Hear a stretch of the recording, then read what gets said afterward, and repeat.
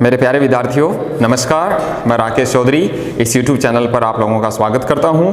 तो पहला चैप्टर अपना चल रहा था, उसी को हम आगे कंटिन्यू करते हैं और अब हम उसका नेक्स्ट सेगमेंट कूलाम का नियम हमारा हो गया। उसके बाद अपन चलते हैं अब विद्युत क्षेत्र पर। विद्युत क्षेत्र, इलेक्ट्रिक फील्ड। तो सबसे पहले तो बात करें कि विद्युत क्षेत्र क्या होता है। देखो बच्चों, विद्युत के बारे में इतना हम नहीं जानते, लेकिन चुंबक के बारे में हम जानते हैं। और चुंबक की यदि मैं बात करूं तो मान लीजिए कोई भी हमारे पास चुंबक है, तो क्या होता है, उस चुंबक के चारों ओर एक क्षेत्र का निर्माण होता है और उस क्षेत्र में जब किसी लोहे से बनी हुई वस्तु को हम उसके पास में लाते हैं तो वो जो चुंबक है उस लोहे की वस्तु को अपनी ओर आकर्षित करती है। कहने का मतलब ये हुआ कि उस लोहे की वस्तु पर क्या लगता है, बल लगता है। अब अगर मान लो मैंने उस लोहे की वस्तु को यहां रखा तो चुंबक उसको अपनी ओर खींच लेगी। अगर मैं उसको यहां रखता हूं तो भी चुंबक उसको खींच लेगी। अगर मैं उसको यहां रखता हूं तो भी खींच लेती है। लेकिन जब उस लोहे की वस्तु को मैं यहां रखता हूं, अब जो चुंबक है वो उसको अपनी ओर नहीं खींच पाती है। कारण ये जो लोहे का टुकड़ा है अब ये उसके चुंबकीय क्षेत्र से बाहर चला गया। चुंबकीय क्षेत्र कौन सा था, ये वाला। तो किसी भी चुंबक के चारों ओर का वह क्षेत्र जिसमें किसी लोहे से बनी हुई वस्तु को अपन लाते हैं तो चुंबक उसे अपनी ओर आकर्षित करती है, उस पर बल लगाती है और इसी क्षेत्र को हम क्या कहते हैं, चुंबकीय क्षेत्र कहते हैं। सेम ऐसा किसके साथ होता है, विद्युत के साथ होता है। किस तरीके से, देखो अब मान लीजिए मेरे पास कोई आवेशित वस्तु है, ये एक आवेशित वस्तु हो गई। अब ये आवेशित जो वस्तु है, मान लीजिए अभी धनावेशित है, तो ये धनावेशित वस्तु है। ये धनावेशित अपने चारों ओर क्या उत्पन्न करेगी, एक दूसरा क्षेत्र उत्पन्न करेगी। और यहां अगर मैं बात करूं, अगर इस क्षेत्र में अगर मैं किसी लोहे से बनी हुई वस्तु को लाता हूं तो ये जो धनावेशित वस्तु है ये इस वस्तु को क्या करेगी, प्रतिकर्षित करेगी, उसको क्षेत्र से बाहर निकालेगी।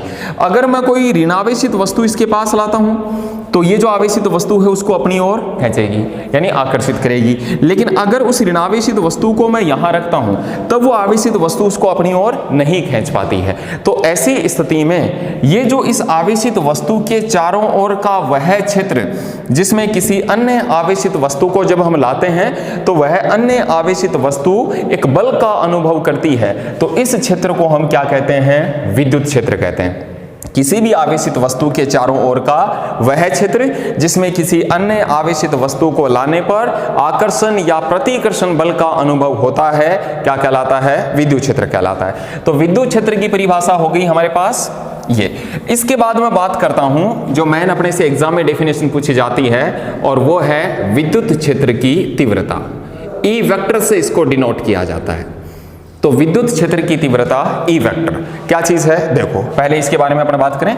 तो विद्युत क्षेत्र की तीव्रता क्या है, मान लीजिए हमारे पास, अब पहली बात तो ये, किसी भी विद्युत क्षेत्र को मान लीजिए एक तरफ मेरे पास धनावेशित वस्तु है और दूसरी तरफ मेरे पास एक ऋणावेशित वस्तु है। इन दोनों वस्तुओं के बीच में, प्लस और माइनस वाली वस्तु के बीच में क्या उत्पन्न होगा, एक विद्युत क्षेत्र उत्पन्न होगा। विद्युत क्षेत्र जो है वो सदिश राशि है, सदिश राशि है तो इसकी दिशा भी होगी और विद्युत क्षेत्र की दिशा हमेशा बच्चों पॉजिटिव टू नेगेटिव होती है, धनावेश से ऋणावेश की ओर होती है। अब देखो अगर मान लीजिए इधर प्लस है इधर माइनस है, इसके बीच में मैंने एक कोई आवेशित वस्तु रख दी। उदाहरण के लिए मैंने एक प्रोटॉन रख दिया। अब प्रोटॉन है तो वो आवेशित कण है, धनावेश होता है उस पर, वो प्रोटॉन मैंने यहां पर रख दिया। अब क्या होगा, ये आवेशित वस्तु इस प्रोटॉन पर क्या लगाएगा, बल, और उस बल के कारण ये प्रोटॉन इस रेखा के अनुदिश या इधर वो गति करेगा। तो वो जो प्रोटॉन है वो इधर गति करेगा, प्लस उसको प्रतिकर्षित कर रहा है, सामने वाला माइनस है उस प्रोटॉन को अपनी ओर खींच रहा है। कहने का मतलब ये हुआ इस प्रोटॉन पर क्या लगेगा, बल लगेगा। विद्युत क्षेत्र को हम ई से डिनोट करते हैं, ई से डिनोट करते हैं। और अगर ई विद्युत क्षेत्र में हम कोई Q आवेश रख दें कोई क्यू आवेश रख दें। प्रोटॉन कैसा था? धनावेशित। अगर मैं मान लो इलेक्ट्रॉन यहां रख देता, तो इस प्लस और माइनस के बीच में यहां इलेक्ट्रॉन रख देता, तो इलेक्ट्रॉन किधर गति करता? प्लस की ओर, यानी इलेक्ट्रॉन इधर जा रहा था, प्रोटॉन इधर जा रहा था। क्यों? इलेक्ट्रॉन माइनस होता है, तो उस माइनस पर ये जो वाला जो प्लस वाला है, ये आवेश है, ये आवेश उस इलेक्ट्रॉन को अपनी ओर खींचेगा। तो अपन बात कर रहे थे, अगर ई विद्युत क्षेत्र में किसी क्यू आवेश को रख दिया जाए तो उस आवेश पर लगने वाला बल F इज इक्वल्स टू क्या होता है? Q इंटू ई होता है। किसकी बात कर रहे थे अपन? E की, विद्युत क्षेत्र की तीव्रता की। तो if F is equals to Q E, then E is equals to क्या हो गया? F अपॉन Q हो गया। तो विद्युत क्षेत्र की तीव्रता क्या डेफिनेशन हो गई कि विद्युत क्षेत्र में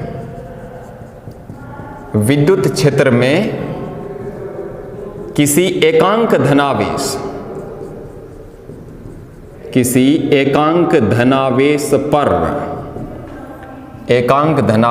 पर लगने वाला बल क्या कहलाता है? विद्युत क्षेत्र की तीव्रता कहलाता है। विद्युत क्षेत्र में किसी एकांक धनावेश पर लगने वाले बल को विद्युत क्षेत्र की तीव्रता कहते हैं। क्या फॉर्मूला था? E vector, then E vector is equals to क्या हो गया हमारे पास? F vector upon Q naught. अब Q नॉट क्या है? Q नॉट वो आवेश है जो यहां पर अपन उसको ले रहे हैं। अब ऐसी स्थिति में E इज इक्वल्स टू हो गया F अपॉन Q नॉट, ये विद्युत क्षेत्र की तीव्रता का फॉर्मूला हो गया। इसके बाद अपन बात करें इसके ऐसा ही मात्रक की, विद्युत क्षेत्र की तीव्रता का मात्रक। तो देखो बच्चों, पहला जो मात्रक है यहां से निकाल लेंगे। F है बल है, बल का मात्रक क्या होता है? न्यूटन। तो बल का तो हो गया न्यूटन, और Q का क्या हो गया? कूलाम। तो Q का कूलाम, तो Newton upon coulomb N upon C। Second जो मात्रक है वो है वोल्ट अपॉन मीटर। तो दूसरा मात्रक है volt upon metre, V upon M। ये दूसरा मात्रक हो गया। यहीं से हम विद्युत क्षेत्र की तीव्रता की V मान निकाल सकते हैं। अच्छा, दूसरे मात्रक की बात करें, वोल्ट अपॉन मीटर कहां से आया? तो नेक्स्ट वाले अपन चैप्टर में एक जगह डिस्कस करेंगे कि जो विद्युत विभव होता है V, वो विद्युत विभव विद्युत क्षेत्र की तीव्रता को जब उस जितनी दूरी में वो फैला होता है उससे गुणा करवा देते हैं तो हमें विभव मिल जाता है। तो अगर V is equals to E into D, then E is equals to क्या हो गया? V upon D. V विभव है, मात्रक क्या हो गया? वोल्ट, और D दूरी है तो इसका मात्रक हो गया मीटर। तो दूसरा जो मात्रक है वोल्ट अपॉन मीटर। फिर बात करें विमा की, हमें E की विमा चाहिए। तो E की विमा कैसे मिलेगी? F की विमा में Q की विमा का भाग दे देंगे, तो F की विमा बल M1 L1 T-2, और नीचे Q आवेश है, तो आवेश की विमा हो गई A1 T1। सोल्व कर लेंगे। तो इस सिचुएशन में M की पावर 1, L की पावर 1, T1 ऊपर चला जाएगा तो T-3 और A-1, then M1 L1 T-3 A-1। ये क्या हो गई? विद्युत क्षेत्र की तीव्रता की विमा हो गई। तो इस तरीके से विमा है वो अपन इसकी निकाल लेंगे। इसके बाद अपन बात करते हैं इसके कुछ पॉइंट्स की। तो 2-3 बातों का ध्यान रखना है। पहली बात तो ये कि विद्युत क्षेत्र की तीव्रता कैसी राशि है? सदिश। विद्युत क्षेत्र की तीव्रता सदिश राशि है। सदिश राशि है तो इसकी दिशा किधर होगी? Positive to negative. तो विद्युत क्षेत्र की तीव्रता हमेशा धनावेश से ऋणावेश की ओर होती है, पॉजिटिव टू नेगेटिव होती है। दूसरी चीज हमने क्या डिस्कस किया अभी कि अगर E विद्युत क्षेत्र में कोई Q आवेश रखा हो तो उस आवेश पर लगने वाला बल F vector is equals to QE vector होता है। E विद्युत क्षेत्र में अगर कोई Q आवेश रख दें तो उस पर लगने वाला बल F vector is equals to QE vector होता है। और तीसरा पॉइंट, अगर मैं बात करूं किसी धनावेश की, तो धनावेश में क्या है? एक पॉइंट है वो डिस्कस कर रहा हूं कि धनावेश पर लगने वाला बल, धनावेश पर लगने वाला बल किसकी दिशा में होता है? विद्युत क्षेत्र की दिशा में होता है। विद्युत क्षेत्र की दिशा में होता है। क्या मतलब हुआ इसका? कि अगर मान लो विद्युत क्षेत्र में कोई हमारे पास धनावेश रखा हुआ है, किस तरीके से देखें, इधर प्लस है और इधर माइनस है, तो विद्युत क्षेत्र किधर से किधर हो गया? प्लस से माइनस। ये क्या हो गया? E vector. इसमें अगर मैं कोई प्लस का आवेश रख दूं, प्लस Q, तो अब देखो बच्चों, ये प्लस इस प्लस Q को प्रतिकर्षित करेगा तो ये इधर जाएगा, तो कहने का मतलब इस पर बल इस दिशा में लग रहा है, तो ये क्या हो गया, धनावेश। तो धनावेश पर लगने वाला बल किसकी दिशा में है, विद्युत क्षेत्र की दिशा में। और चौथा जो पॉइंट कि ऋणावेश, धनावेश की जगह में ऋणावेश, ऋणावेश पर लगने वाला बल विद्युत क्षेत्र की दिशा के विपरीत होता है। अगर मैं प्लस क्यू की जगह माइनस क्यू लूं यहां पर, तो माइनस क्यू यदि मैं लेता हूं तो ये माइनस क्यू किधर जाएगा, ई वेक्टर की दिशा के विपरीत। क्यों, प्लस उसको अपनी ओर खींचेगा। विद्युत क्षेत्र किधर, प्लस से माइनस, माइनस क्यू किधर जाएगा, माइनस से प्लस। तो धनावेश पर लगने वाला बल विद्युत क्षेत्र की दिशा में और ऋणावेश पर लगने वाला बल विद्युत क्षेत्र की दिशा के विपरीत होता है। तो ये विद्युत क्षेत्र के बारे में कुछ पॉइंट्स हम अपने को ध्यान में रखना है। फिर अपन चलते हैं एक डेरिवेशन पर। अपने से पूछा जाता है कि बिंदुवत आवेश के कारण विद्युत क्षेत्र की तीव्रता की गणना कीजिए। तो मैं नेक्स्ट बात कर रहा हूं विद्युत क्षेत्र की तीव्रता, और वो भी किसके कारण, बिंदुवत आवेश के कारण।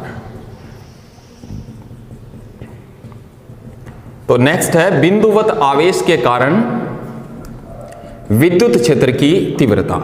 अब सबसे पहले तो बिंदुवत आवेश, आपको पहले ही बताया था कि जब आवेश अत्यंत सूक्ष्म भाग में होता है, तो मान लो ये यहां पर हमारे पास कोई बिंदुवत आवेश है Q, और अपने को कहा गया है इस Q आवेश से R डिस्टेंस पर, R दूरी पर यहां कोई बिंदु दिया है P, और उस बिंदु P पर हमें बताना है कि जो विद्युत क्षेत्र है उसका मान कितना होगा। तो वो विद्युत क्षेत्र का मान बिंदुवत आवेश के कारण किस तरीके से निकालना है अपने को, उस चीज को अपन समझते हैं। अब उस चीज को समझने के लिए यहां पर सबसे पहली चीज तो ये देखें कि कोई भी जो आवेश होता है तो वो आवेश अपने चारों ओर क्या उत्पन्न करेगा, विद्युत क्षेत्र उत्पन्न करेगा। वो आवेश क्या छोड़ता है, कुछ विद्युत क्षेत्र रेखाएं छोड़ता है। इस प्रकार से उस आवेश से विद्युत क्षेत्र रेखाएं हैं वो निकलती हैं, इनको आगे डिस्कस करेंगे अपन। और विद्युत क्षेत्र रेखाओं का एक गुण होता है कि ये जितनी ज्यादा पास पास में होती हैं वहां विद्युत क्षेत्र उतना ही ज्यादा होता है, और विद्युत क्षेत्र रेखाओं के बीच का गैप जैसे जैसे बढ़ता जाता है वैसे वैसे वहां विद्युत क्षेत्र का मान है वो कम होने लगता है। अब देखो यहां पर जैसे जैसे इस आवेश से दूर जा रहे हैं वैसे वैसे इनके बीच का जो गैप है वो बढ़ता जा रहा है। इसका मतलब बिंदुवत आवेश से दूर जाने पर विद्युत क्षेत्र का जो मान है वो धीरे धीरे कम होता जा रहा है। सेम वही चीज जब इस Q आवेश से हम दूर चलेंगे तो वैसे वैसे विद्युत क्षेत्र का मान धीरे धीरे कम होता जाएगा। कितना हो जाएगा वो अपने को निकालना है। तो इस बिंदु P पर विद्युत क्षेत्र का मान निकालने के लिए हम यहां पर कोई एक परीक्षण आवेश है Q0, उस परीक्षण आवेश Q0 की कल्पना करते हैं। ये क्या चीज है, ये परीक्षण आवेश है। Q0 यहां पर परीक्षण आवेश है। अब परीक्षण आवेश वास्तव में ऐसा कोई चार्ज नहीं होता, इसका मान नगण्य माना जाता है।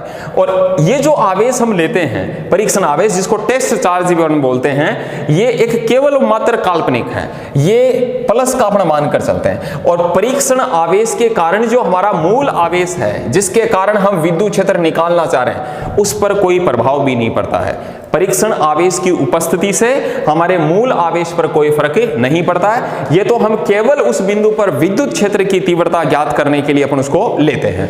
अब देखो यहां ये मूल आवेश अपना Q, इस Q आवेश से R दूरी पर बिंदु P पर हमें विद्युत क्षेत्र की तीव्रता निकालनी थी। इसके लिए मैंने वहां पर क्या मान लिया, कोई एक परीक्षण आवेश Q0 मान लिया। अब इन दोनों के बीच में क्या लगेगा, बल। तो किस तरीके से, मूल आवेश कौन सा था, Q के कारण परीक्षण आवेश कौन सा है, Q0। परीक्षण आवेश Q0 पर बल सदिश में लिख देता हूं, F vector is equals to K। मूल आवेश क्या है, वही फॉर्मूला लगाना है, K Q1 Q2 by R square. परीक्षण आवेश क्या है, Q0, दोनों के बीच की डिस्टेंस R, तो R का स्क्वायर। और वेक्टर में लिखेंगे तो किससे गुणा करवा देंगे, उसके एकांक सदिश R कैप से गुणा करवा देंगे। अब ये उस पर बल हो गया, किस दिशा में लग रहा है वो भी देखें। इस पर हम बल निकाल रहे हैं, तो या इसके कारण परीक्षण आवेश पर कितना बल है वो अपन निकाल रहे हैं। तो आपको तरीका बताया हुआ है, यहां भी प्लस यहां भी प्लस, इस पर निकाल रहे हैं। इस वाले प्लस के कारण प्लस प्लस में क्या होगा, प्रतिकर्षण, जिसके कारण निकालते हैं उससे दूर जाते हैं। तो या यूं कहें कि ये प्लस इस प्लस को इधर ही तो धक्का देगा, तो ये इस डायरेक्शन में इस पर बल हो गया। तो ये जो बल है ये इसको मैं वो मान लूं, तो ये बल लग रहा है किधर, OP वेक्टर के अनुदिश। हमें निकालना क्या है, बिंदु P पर विद्युत क्षेत्र की तीव्रता। अतः है Q आवेश से Q आवेश से R दूरी पर विद्युत क्षेत्र की तीव्रता, विद्युत क्षेत्र की तीव्रता कि Q आवेश है उससे R दूरी पर विद्युत क्षेत्र की तीव्रता का मान कितना हो जाएगा। तो Q आवेश से R दूरी पर विद्युत क्षेत्र की तीव्रता क्या फॉर्मूला था, E vector is equals to F vector upon Q0। F vector का मान रख दो, then E vector is equals to F vector क्या था, K Q naught upon R square into R cap, और साथ में किसका भाग दे रहे हैं, परीक्षण आवेश Q0 का, इसका भाग दे दिया। Q0 से Q0 कैंसिल, देन विद्युत क्षेत्र की तीव्रता E वेक्टर क्या मिला, KQ by R square into R cap. ये तो हो गया बच्चों सदिश में कि Q आवेश से R दूरी पर विद्युत क्षेत्र की तीव्रता का फॉर्मूला क्या है अपने पास, KQ by R square into R cap. इसी चीज को जब मैं अदिश में लिखूं तो अदिश में डायरेक्ट फॉर्मूला हो जाएगा, और वो क्या हो जाएगा, KQ बाई R स्क्वायर। तो इस वाले फॉर्मूले को हम न्यूमेरिकल के लिए काम में ले लेंगे कि Q आवेश से R दूरी पर विद्युत क्षेत्र की तीव्रता ये हो जाएगी। अच्छा डायरेक्शन देखें किधर होगा, सेम वो का वो तरीका अपने को यहां पर लागू करना जो कूलाम बलों में हमने किया था। हम बिंदु P पर विद्युत क्षेत्र की तीव्रता, इस जगह पर बिंदु P पर विद्युत क्षेत्र की तीव्रता और इस बिंदु पर विद्युत क्षेत्र की तीव्रता की दिशा देखना चाह रहे हैं इस आवेश के कारण। अब यहां पर यह देखना है कि जिस बिंदु पर हम विद्युत क्षेत्र की तीव्रता की दिशा देखते हैं तो वो किस तरीके से देखेंगे, उस बिंदु पर क्या मान के चलेंगे, एक परीक्षण आवेश। परीक्षण आवेश हमेशा कैसा रहेगा, प्लस।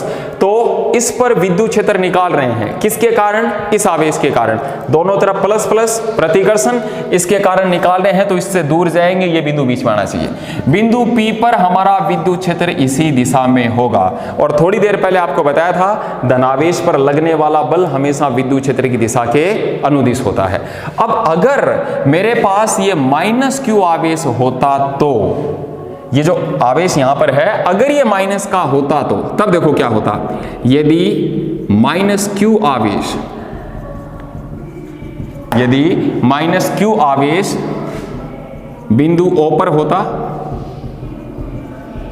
बिंदु O पर होता तो उस स्थिति में क्या होता हमारे पास, E is equals to KQ by R square, ये तो परिमाण हो गया, सदिश में लिखूं इंटू माइनस R कैप, और ये हो गया उसका सदिश निरूपण।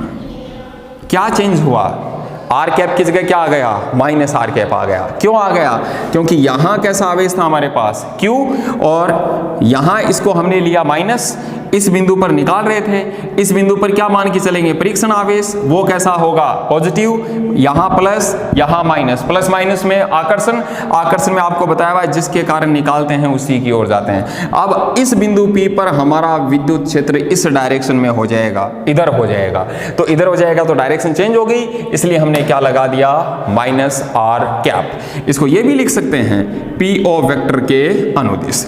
तो इस प्रकार से बिंदुवत आवेश के कारण विद्युत क्षेत्र की तीव्रता निकालते हैं। अब देखो अपन देखें ग्राफ कि इसका जो ग्राफ है वो किस तरीके से बनेगा, किस किस के बीच में बनाना है।